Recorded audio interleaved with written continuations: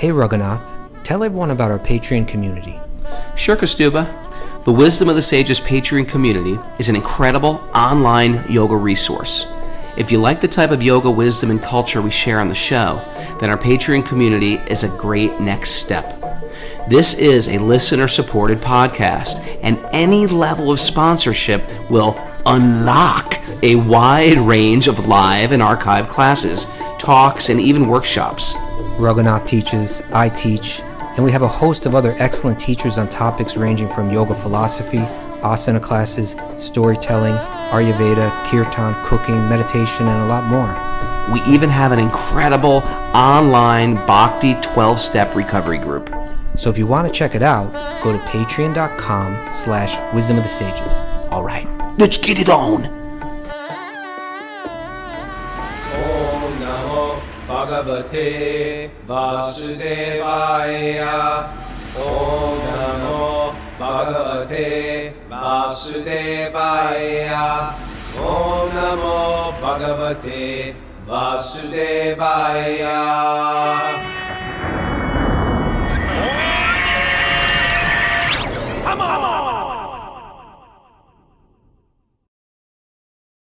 Live from Super Soul Farm, this is Wisdom of the Sages, a daily yoga podcast with your host, Raghunath, and co-host and senior educator at the Bhakti Center in New York, Kastuba Das. Welcome to the show, everybody. It's the retreat with myself and Lori Pag here, and we've got a whole group of students here hanging out. I gotta hand it to these guys. If I had a yoga retreat, and the first thing I say to you is, "Hey, welcome everybody." There is no water, electricity, plumbing, because we had a huge blackout here, and they were, and I was like freaking out. I was freaking out that they were going to freak out. They didn't freak out though. They didn't freak out. They were like, matter of fact, I walked in the kitchen today. The electricity's back on. I walked in the kitchen. They've got candles on. I was like, "What are you guys doing? You got electricity?" And they're like, "We sort of liked it. The cell phones didn't work. The internet didn't work. Nothing worked." And they got, they took their morning baths in the pond. It was beautiful. It was a good day. Nice. Yeah, so we're here live, and we're going to do live Q&A today, everybody. If you're new to the show, welcome. If you're listening on Facebook, welcome. This is a daily study of the Srimad Bhagavatam, which is like the cream of the crop of Vedic literatures. How to It's a discussion. Shiva. A discussion. It's a discussion and a study. Don't scare them off with this word study. It's a study. Sounds And too formal. If you're going to fail, you're out of here.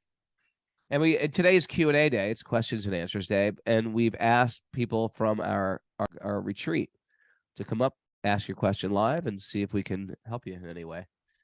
Any other announcements, Miss Mara? Yes. Anu Welcome Lawrence. back, Mara. Welcome back. Thank you. That Sorry to welcome miss back a was couple for you, shows. Mara. Thanks. She missed the most she's ever missed, I think. In a row? Missed a couple. Did she miss 3 in a row? I don't think 2 so. in a row. No, two in a row. Okay. Yeah. Let's see. Anu Lawrence is offering a postural yoga today for our Patreon members at 10 a.m. Eastern time. Postural. Yep. Postural. We have a BRG meeting at 9:30 a.m. and 7 p.m. Okay. Go to bhaktirecovery.com for more info on the Bhakti Recovery Group. Yeah. Oh, and our friend Brother Nature had a little baby girl. Oh, Brother yeah. Nature, Miguel, congratulations. Little One of baby our nature. Yeah, Baby little baby. Nature. Little baby Nature is here. Congratulations. He does a lot of great service for our podcast. I want to appreciate great him soul. right now. A natural devotee, great soul. Congratulations to he and his wife and to little baby nature. Little baby Nature. What time are we gonna do the show tomorrow? Tomorrow is Monday. Yeah. My boat, 8:00. Oh, you're wait. on the 8 o'clock thing, aren't you? Oh, Wait, what about Tarun? Oh, because we That have a means child with us. Yeah. I'm gonna drive Tarun to school, but then I miss it. You guys got to come having figured this stuff out. No. Okay. Gotta stop petting that dog because he makes too much noise if you pet him. We're going to have to answer that question before the end of this show. We'll figure it out by the end of the show. Timothy Tucker says 6. Everybody else is saying 6. Okay, well, maybe Mara can do it and I'll sleep in. We'll I'm a little just sick today, Kastuba. That's fine, but we got to tell people what time the show is Okay, tomorrow. we'll figure it out by the end of the show. How about that? Okay, I don't know how you're going to figure it out then, but let's go. You're not I feeling will well. get a download, a spiritual Okay. download. All right. I'm sorry you're not feeling well, Raghunath. That's okay. A little stuffy. What's going on? A little handkerchief Stuffy, there. congested, exhausted. I don't know what it is. Little Allergies, ginger. congestion. Mary, you got to take care of him. Little ginger. He's got a big mug of hot water with ginger, lemon, and honey. There we go. See, Yeah. she takes. She's good on care. it. You know, she's right really there. on it. She's on it. Force feeding me Ayurvedic herbs. Yep. Okay, Oh, let's go on with let's our get questions. into Who's it. first on our questions? Catherine A is first. Catherine A, the handstand queen, the cold plunge goddess. It's good to There have she her. is. And You gotta talk just to all us. around good devotee. She dances like a cowherd boy. That's been my Oh, observation. Prabhu, we had the best kirtan last night. We had the best program at the farm last night with Seth, Patrick, and Bobby Marchand all led Wow. kirtan. It was beautiful. And sure enough, the ladies, all the ladies were dancing, but Chief Pag wanted some action, so he was like dancing in the. You're a little in and out, Roga. I'm a little. My voice is in and out. Yeah, I don't know what it was. Maybe it's just because you're turning your head or something. I It don't might know. have My been. internet, it says it's unstable. Got to make sure every off in this house. Every time you turn your face a little bit, Okay, I it's will like not turn my gone. face. It's like I will not 100% turn my gone. face. Yeah. I will Okay. look at you. Hello. Let's hear the question from Kathy A. Speak right into the mic. Hare Krishna. Can Hare you hear me Krishna. okay? Yeah, it sounds great. Okay. My obeisances. And mine to you. Thank you. Okay. My question is a broken heart real or just an illusion? Ooh. Is a broken heart a real spiritual experience or a material illusion? Who came up with the concept? And how do you mend it? How do you determine or distinguish if it's a longing separation from Krishna or a material experience that our spirit soul is feeling? Mm. How do you separate our spiritual heart struggles from our material heart struggles? Detachment sounds lovely in theory, but it's difficult in practice. And so I was thinking of kind of having like a bucket of pain in my heart. And sometimes it'll leak, I'll have a leak and then I'll plug it with like a Krishna conscious plug and then I'll feel better. But sometimes the whole bottom just falls out. So Yeah. I want to know, like, how do you value the experience and memory without being sad and feeling the pain, but just, remembering that it's a good lesson? And how do you turn those bad things into good that didn't happen to me, but it happened for me? Wow, what a great question. Yeah. What a great series of questions. Yeah, that's Yeah, I did a lot there. well, it's And kind of then- all on one theme. Yeah. And so is it possible to fix a broken heart or armor it with defenses to plug the painful leaks and have the pleasure bucket overflowing? Bury your emotions very, very Is deep. that your- Cover them up. Cover them up with all types of media, intoxicants, distractions. No, that's a very incredible question, actually. It You want is to take a very shot deep. at that first, dude? Sure. Broken heart. Where does it come from? Like the concept. I mean, I think the idea of a broken heart is probably there in every culture, forever, because it's such a universal experience, I suppose, that we have in this world. This world is really, you know what, Catherine? This world is kind of designed to break the heart. It's kind of designed to break our sentiments towards illusion. And so you asked, is a broken heart, is it illusion or is it real? And kind of what it is, it's a real feeling based on illusion, right? It's something that we feel for real when we become enamored by the illusion. But first, and when I say that, first let's talk on the kind of more practical worldly level, and then we can get to the more esoteric spiritual level, right? So speaking first on the practical level, we are as souls, as jivas, we are designed according to, in our lineage, this is how it's taught, we're designed to love God. That's really what we're made for. And so when we turn from Krishna and we enter into the virtual reality, this illusory world that we're in, we still have that same DNA. We're meant to love, we're meant to serve, but we're focusing it at people and circumstances that are temporary, and also that are less stable, right? And so then when that heart connection that we're designed to experience gets connected with something that's unstable, and that also has its own ideas and its own free will and its own their own desire to seek their connection somewhere else, then the result is heartbreak sooner or later. And it's if we only when we see it from the spiritual perspective that, okay, I get it, I'm meant to love, I'm meant to serve, that's what I'm designed for. It's meant to be focused on that, on Krishna, who is Ananta, who is unlimited, Krishna, who is unending. What is it? Advaitam, Achutam, Anadam, Anantarupam, Adyam, Parana, Purusham. He's eternal. His youth is eternal. He's unending. He's unlimited. He's stable. It's when our love gets harnessed to that which is truly eternally stable, then we won't experience the heartbreak. So the heartbreak is meant to say you're not connected to the right thing, at least not in the right way. Because when you do connect with Krishna, in one sense, you connect with every living being, but you connect with them all in relation to that center, all in relation to Krishna. You have something that's stable. So that's the material thing. You'll feel that heartbreak, and you can go ahead and feel it. Go ahead and experience it.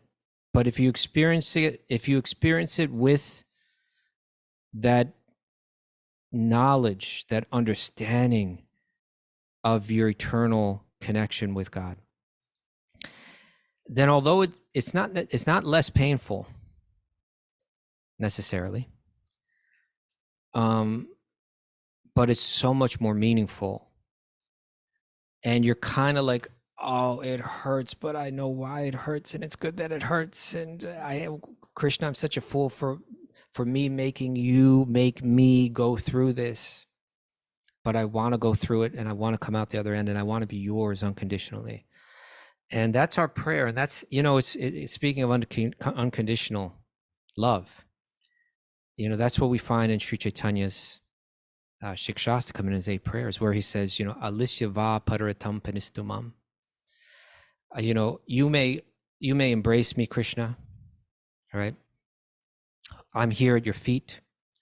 You may walk all over me like that, Adarshanam, by not being present before me, by not letting me see you. And I may feel that marma hatam, that heartbreak, right? You may make me brokenhearted by not being present before me.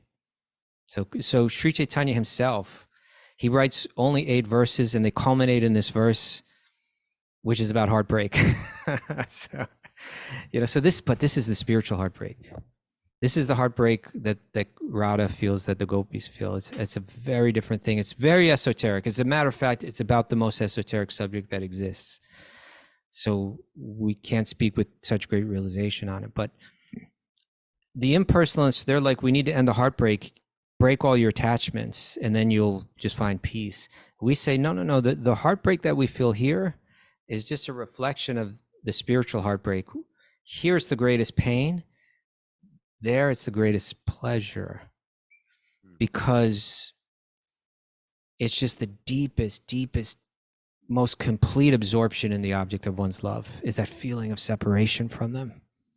And again, it's very esoteric. It sounds, when we hear it, we think, oh my God, that's terrible, because we experience this heartbreak. But when you feel that heartbreak, it's a very, very different experience.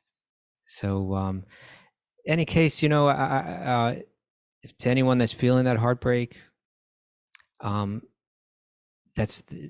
ahead and feel it. Let it work on you. Let it loosen the knots that you have for the pleasures of this world, so that you can then be free to full-heartedly, not half-heartedly. That's why the devotees have to go through this heartbreak in this world, because we're half-heartedly embracing Krishna. But when Krishna breaks your heart for everything in this material world, then you'll be able to wholeheartedly, you know. Ouch. And so therefore, because we know why it's there, it's like the more painful it is, the more grateful we are for it, because we know that's, oh God, that's what I needed.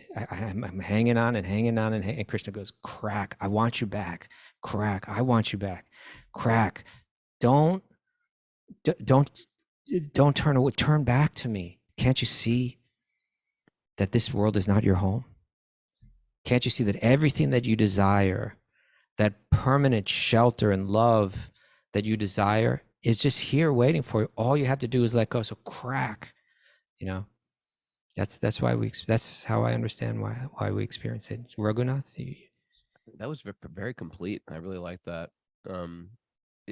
It's natural too, as you have friends, family members, etc., that are connected in your spiritual life.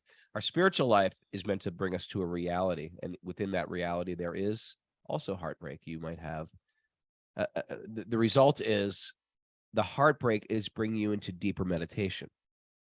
For example, the passing of the guru, or the passing of someone you love on a spiritual path. It's heartbreaking, but in the meditation of the guru who has left this world, you're getting deeper and deeper into your appreciation.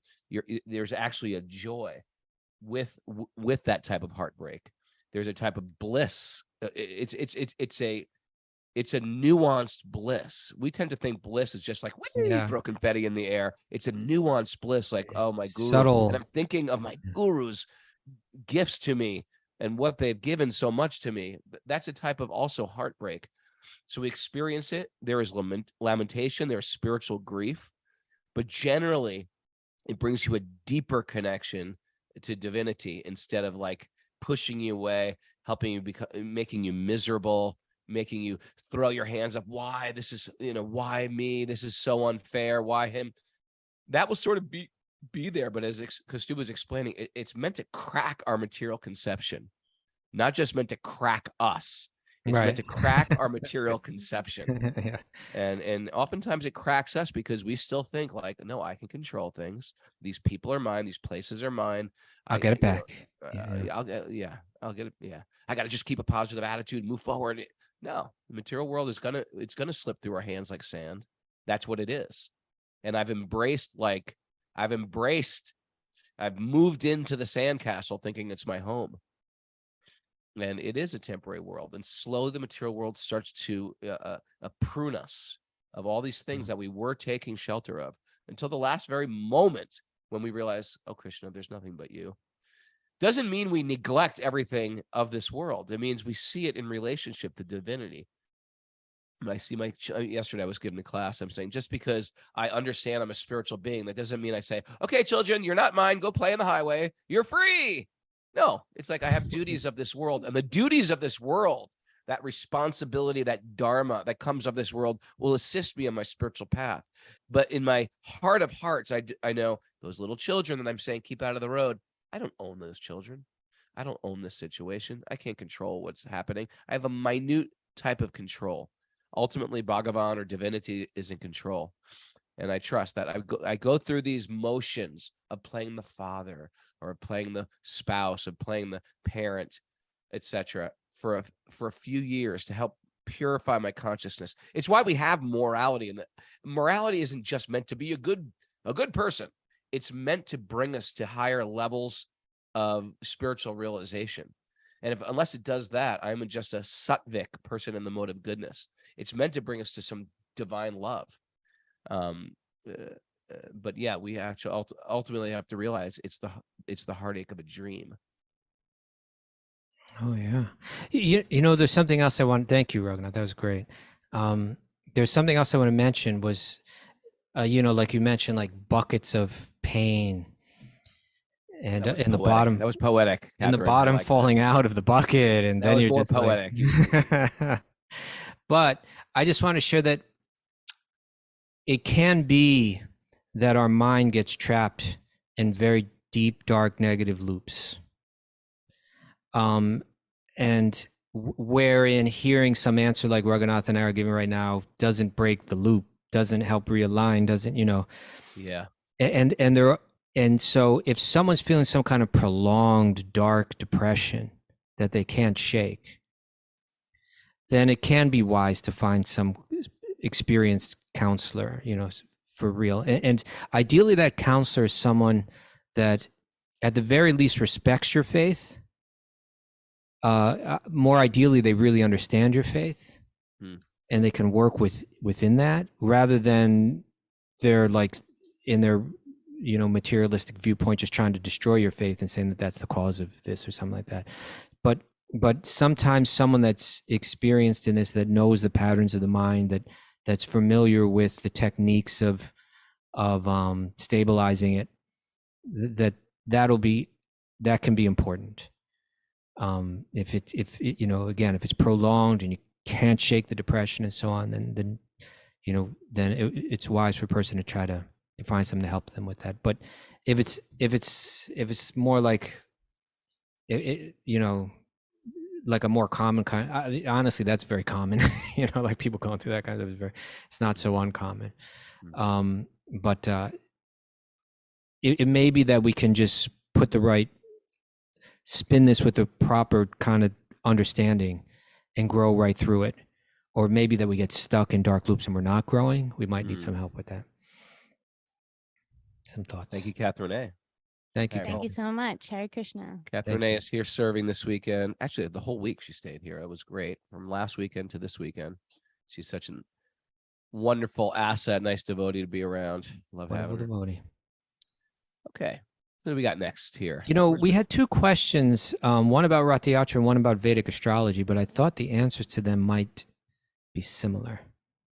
Who's the question from? Chief Pags had one about Rathayatra. And Kareen from Scotland had one on Vedic astrology. Okay. How do you want to do that? I was thinking maybe we could just have them both come up and ask their questions, and then we can ask them both. Yeah. Let's bring Karina up first. Live from Scotland, from Glasgow. All right, so there she is. Come close. Okay, so you've been on the show before, I have. right? Hare Wasn't it your daughter that got you into Bhakti? No, it was the other way around. Oh, you got your Other way daughter around, but her daughter just got initiated.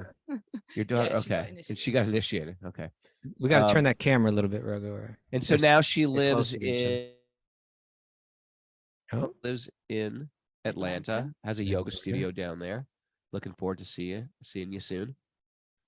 You're seeing her right now. I'm looking forward though. I'm not present. I'm looking forward to the future. Right now is just not good enough.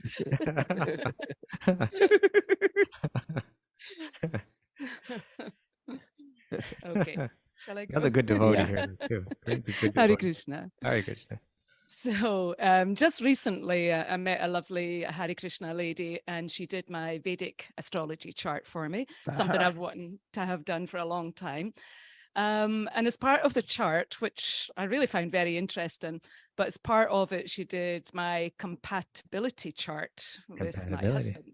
Kind of too late for that. Yeah, I think you're a little late for that. I don't even think you're supposed to kiss the person before you do the chart. Well, Mara told me that last night. I think it's more if you get that done if you're looking to be married. So too late. Anyway, she advised that John should chant the Ketu mantra, which is quite a long mantra, 17,000 times. Yeah, so you got your work cut out for you there, John. It's going to take 5 months and 1 week, she reckoned, if you do 108 a day. Okay. He's been doing it. And she said the reason is that he needs to let go of some malefic influence. Ooh, Okay. interesting. Ooh. Insight into Very your dark. passions. So my question really is, I wasn't sure if this would be more for Raghunath or not, is how much that perhaps you both Just because he's absorbed in thinking about astrology doesn't mean that he knows anything about it. I wasn't expecting that.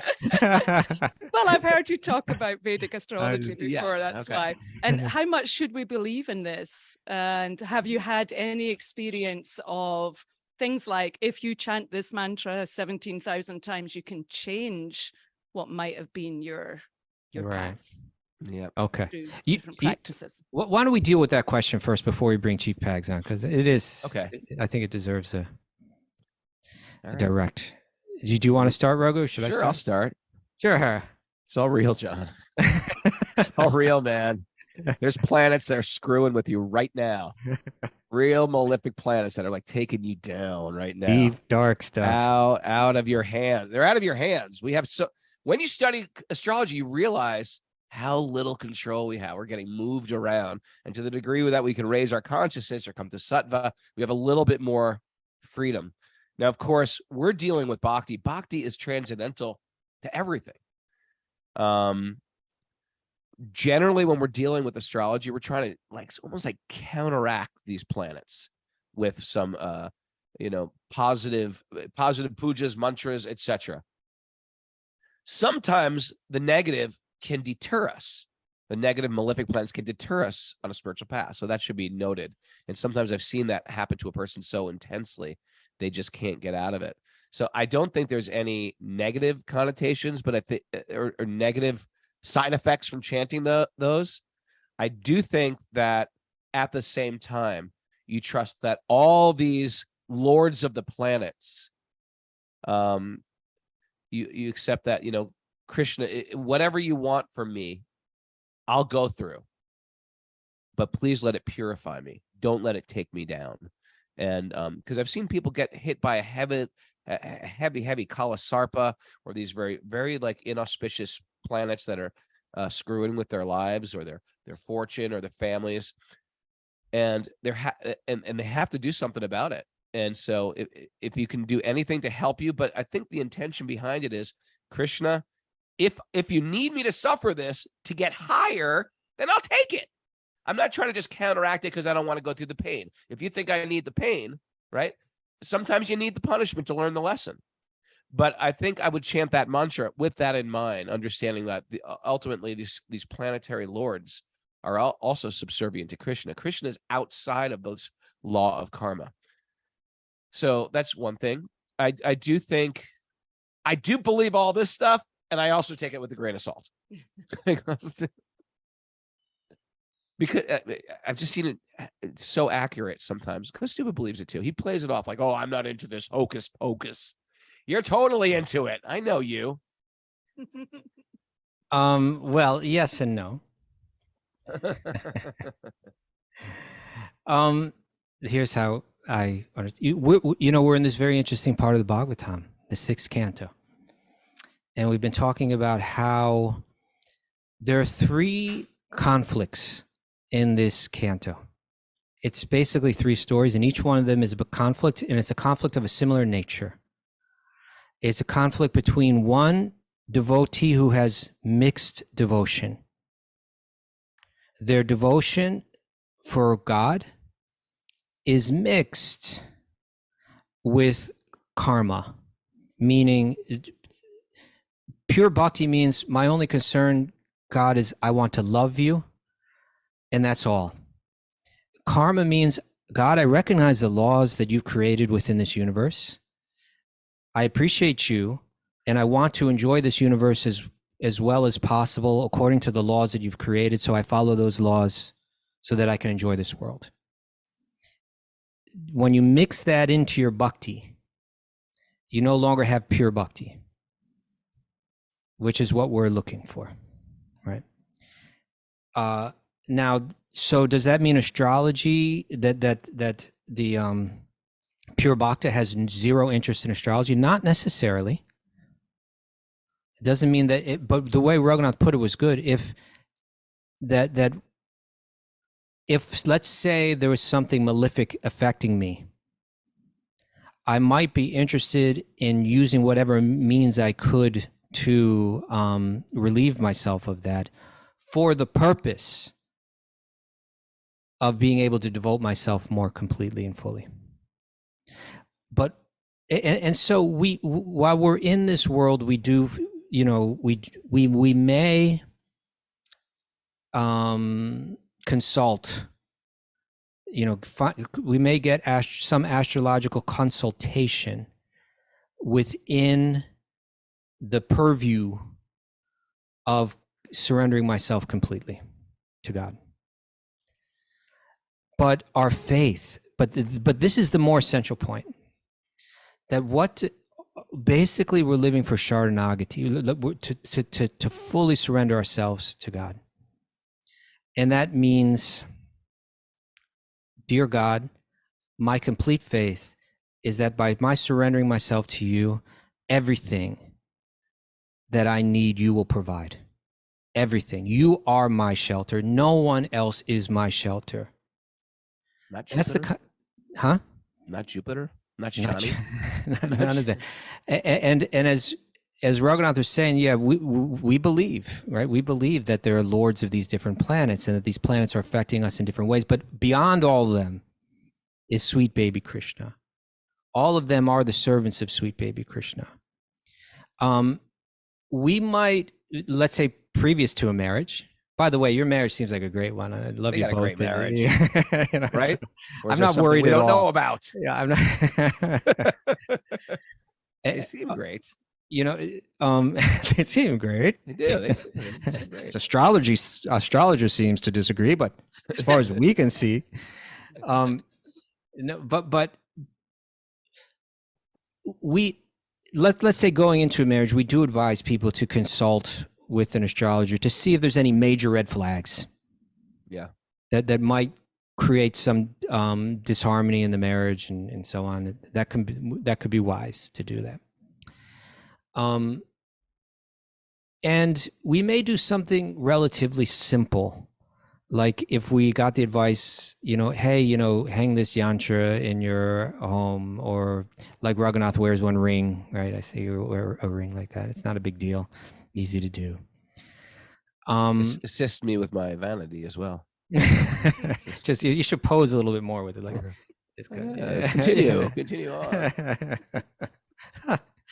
But really, like, I would personally, I wouldn't be interested in chanting some mantra 17,000 times to appease some planetary deva, because I know that Krishna, ultimately that deva is surrendered to Krishna. I would chant Hare Krishna Mahamantra, knowing that mantra, more than any mantra, everything's within that mantra.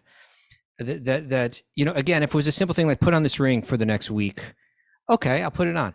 But if it's like spend hours and hours and hours praying to a planetary god, I'm Krishna's. Krishna can influence. We say that when it's said in the Puranas that, just like there's the astrological or influences, or you can read them from the stars in the sky. You can also read them from the lines in the hand. Right, so much of our fate is written there in the palm. It's an amazing thing. But it's said that when you, whether this is being, I imagine it's a figurative rather than a literal thing. It's more poetic, but it's true. It says that when you clap your hands in the kirtan in the temple before Krishna, that the lines on your hands change. Now, it doesn't necessarily mean that actually physically the lines change, but it means that your fate changes, because now you're saying, my life is not under the control of any planetary god ultimately. I recognize, Krishna, that my fate is entirely in your hands, and I give myself entirely to you. And then rather than being under the automated program of these planetary influences, Krishna interferes with your life when you clap your hands in the kirtan. And Krishna says, I take responsibility. You're no longer in the automated system. You're in my system. Now, the automated system may play out, but Krishna's watching it and tweaking it. Prabhupada would say that that our karma, once we surrender to Krishna, does our karma totally end? It does, and it kind of doesn't. Prabhupada said it's like pulling the plug out of a fan. It keeps spinning, but the power behind it is gone. And so it may be that you could still read our fate. Even I've surrendered myself to God, we could still kind of read our fate out according to the stars or according to the lines on our hands. But Krishna's now in it because we've asked for him to be in it. Mm. Right? Because we said, I want you. And I don't want to adjust things in this world so that they just work just right for my comfort and pleasures.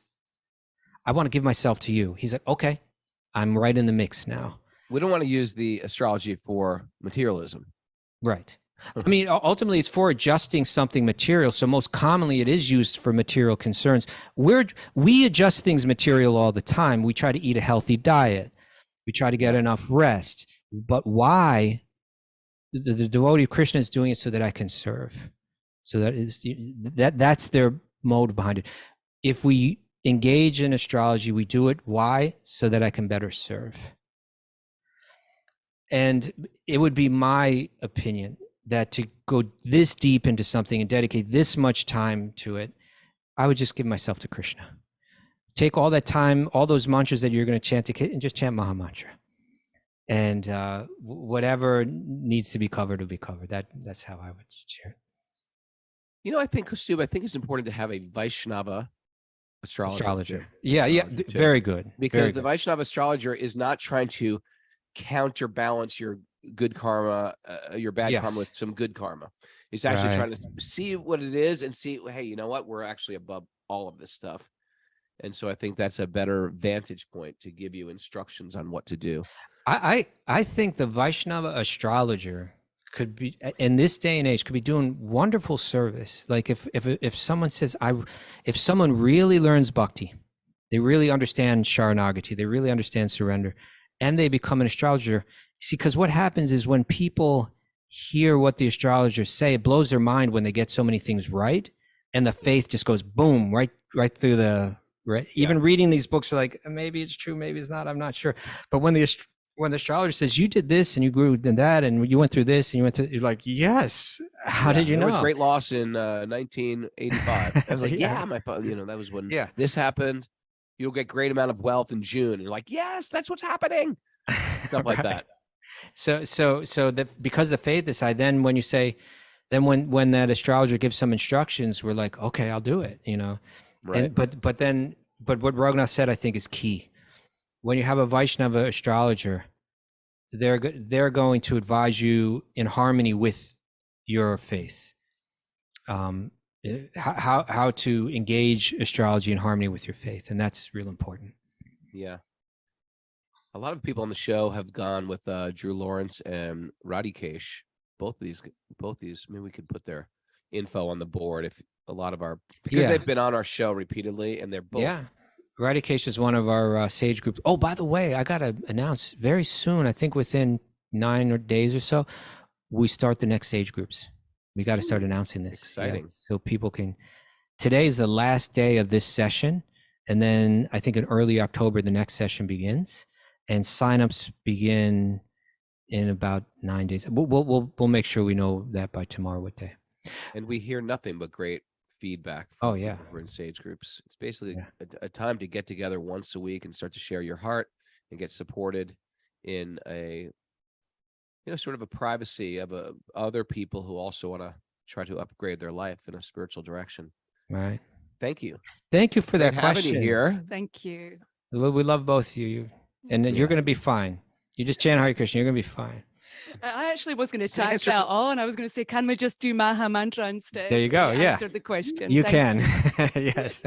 All right. Feel free. Let's hear it. Very well.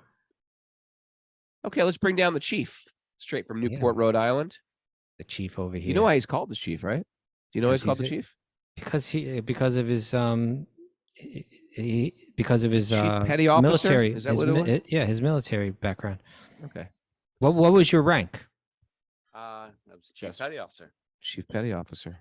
Yeah, he's gonna need to hold that mic right up to his mouth. Yeah. I was an E7. You can lift it up. There you go. There you go. Okay. Yeah, I was an E7, which is a chief petty officer in the Navy. Chief petty officer. Yes. Nice. You got to hold the mic a little closer. We are from a very similar town, like neighboring towns in Italy, our ancestors. Oh. And we are pretty much the same person. Yeah, decide. pretty Are much. you? We were separated at birth. You might- But One of them except- went on to live a responsible life. The we're, other, we're kind of like Danny DeVito and Arnold Schwarzenegger from Twins. I have the hair, you know. We're both from the Abruzzo region. Abruzzo. Yeah. Make very good rice in that area, from what I understand. Yeah, so it's very, very interesting. All right. So what's your question, Mr. Chief? I thought I would do a simple question, a softball, maybe something that everybody is thinking about. But what I'm finding is there is no softball questions. They're so intricately Interesting. complicated and woven, even though they There- seem so simple. They're tied into something that's Oh, my unlimited, right? goodness. Yes. And just listening to what you were saying with Corinne and there, I was like, oh my God. So anyway, the question is this year I went to Rath Yatra in In New York City. Great. And it was So the like, Rathayatra, just for people that don't know, it's kind of a parade and a festival that goes way back in Indian history, and there's a big famous one in Puri that the one that we did is modeled after, the one that we do in New York, and it's done all around the world by Krishna devotees now. yeah, so it was fantastic. You went to the one in New York City. in New York City. Yeah, Yeah. that's a And we beautiful one. paraded down Fifth Avenue. I got to Mhm. hold the chakra as one of the warriors to guard the whole thing. There's only four of us. And, somebody came up, said, do you need a break? I'm like, no. I've been waiting for this moment my Right? entire All life. I wanted to do was just put my hand on the rope and just give it like a little pull for a little bit. Yeah. And, the guy came in, he's like, oh, do you want to carry this? this. I'm like, yeah. Oh yeah.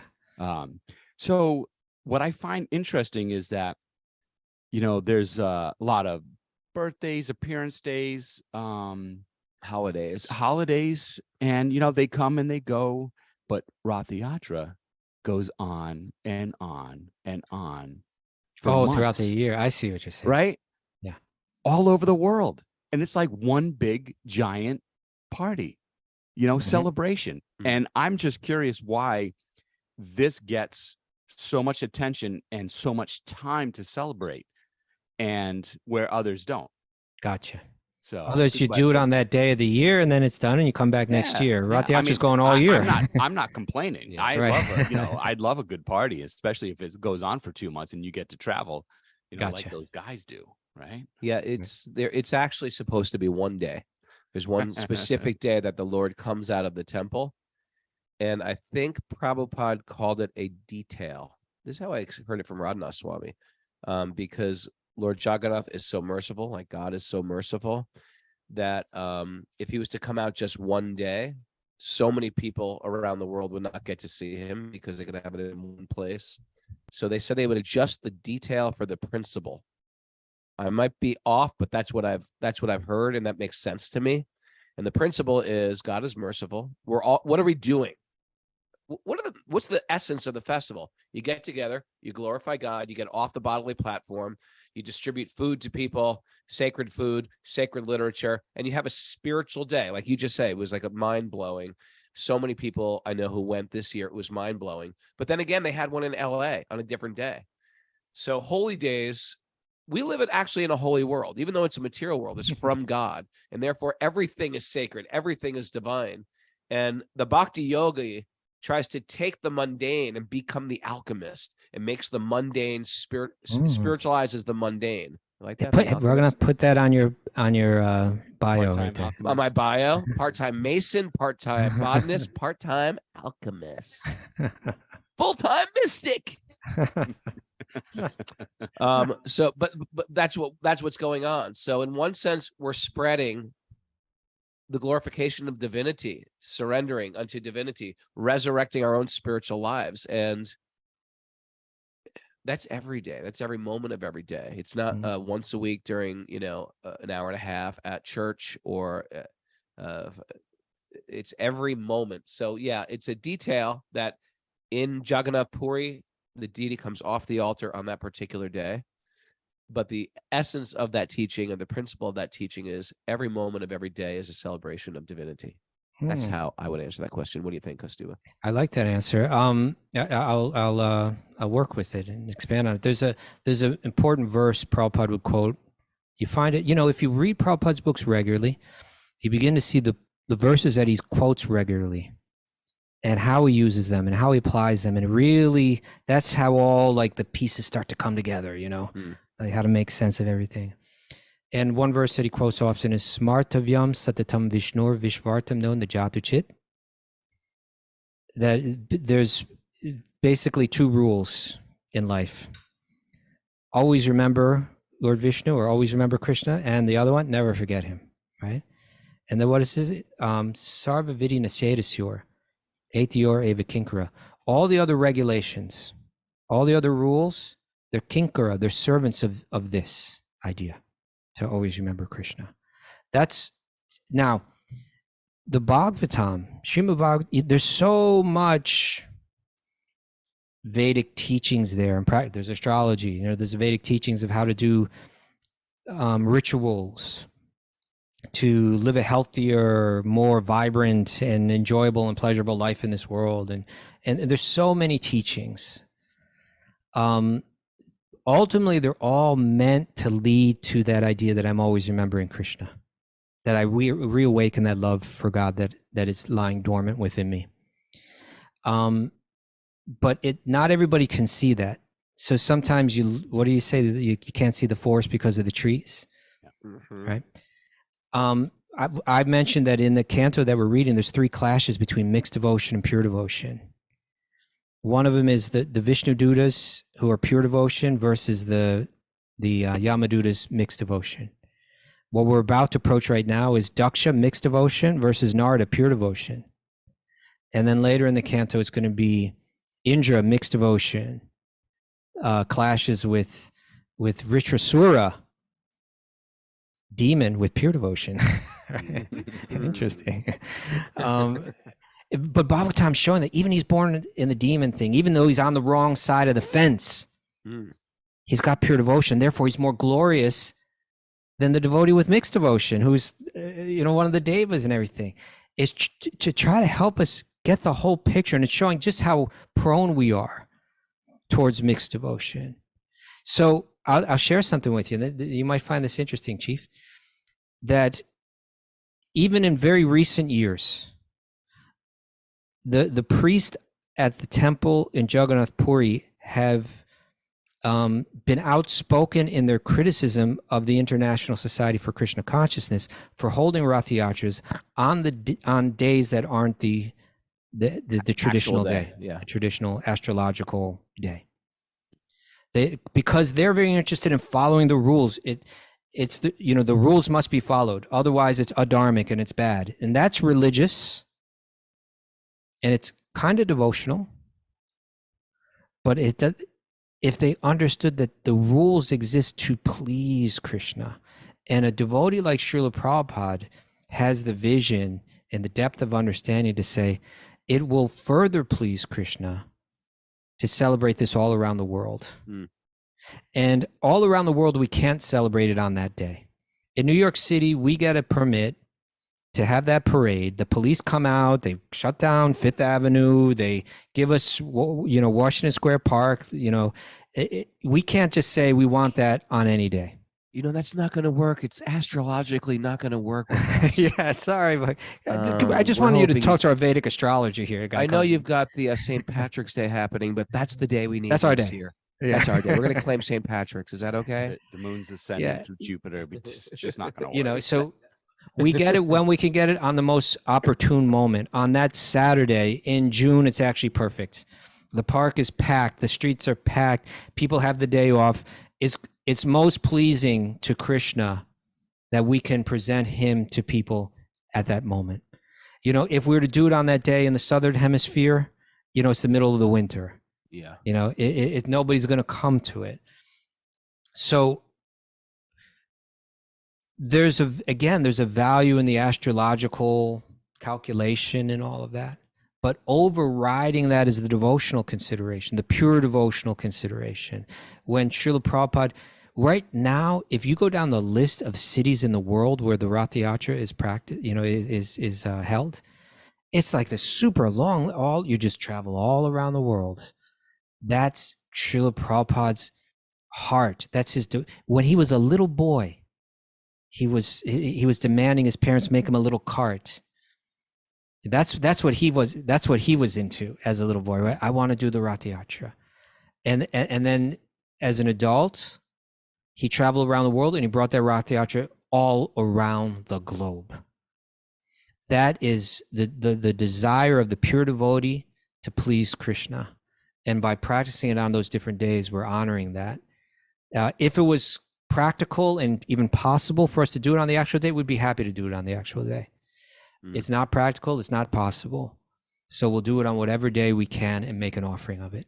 And so if sometimes someone will become so clouded by ritualistic detail that they can't see. They lose touch with what's with that pure devotional principle. And even they'll criticize what they're doing is a bad thing. It's a wrong thing. It's a horrible thing. It must stop. It'll be like that. We're going to see Daksha. In the next chapter, we're going to see Daksha, who appears to be such a refined, learned. Exactly. Refined, learned, Brahmana, devotee. He's sitting here offering the Hamsaguya prayers in perfect alliteration and perfect pronunciation, and even Lord Vishnu comes out and is very nice. I appreciate your prayers.